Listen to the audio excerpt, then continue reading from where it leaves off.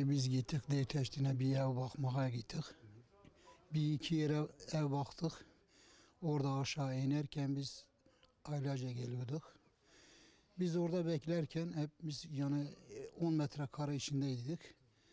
Bir baktık bir ses yani geldi ama koşun sesi hissetmedik.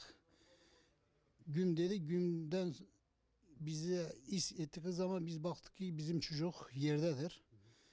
Üstüne gittik.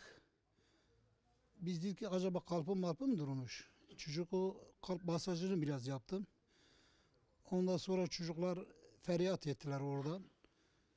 Çocuğu elimi kafanın altına koyduğum zaman kaldırırken baktım elim dolu kan oldu.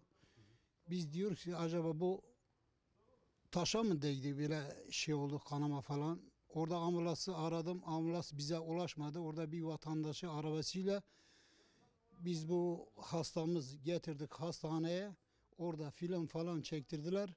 Bize dediler ki bu madan kurşunudur. Ambulans cevap bize vermedi. Bir müzik sesi falan geliyordu.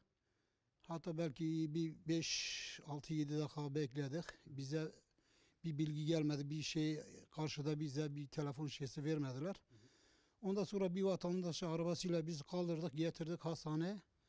İşte biz diyoruz ki bütün milletten biz destek istiyoruz. Bir Allah rızası için bize bu çocuğa vurulan şahs, o mahalledeki olanlar eğer bir ses duymuşlar, bir şey olmuşlar, Allah rızası için bize bir bilgi emniyete bir yardımcı olsun, bir emniyete bir suçlu yakalamak için biz bütün milletten böyle Allah rızası için biz yardım bekliyoruz.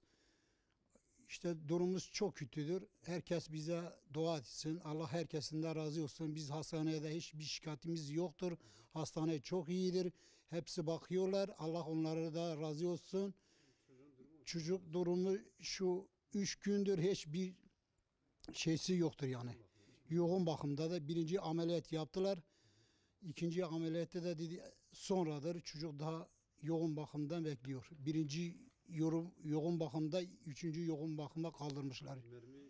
Mermiyi çıkartmadılar. O mermi hala duruyor. Mermi eğer dedik ki biz çıkartsaydı bu mermi çocuk şeyden masada kalkmaz. Yani imkan yoktur.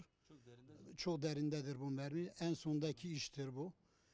Allah herkesinden razı olsun. Teşekkür ederim. Bir gün önce işte bizim bu böyle katili bir daha başka kimsenin başına gelmesin.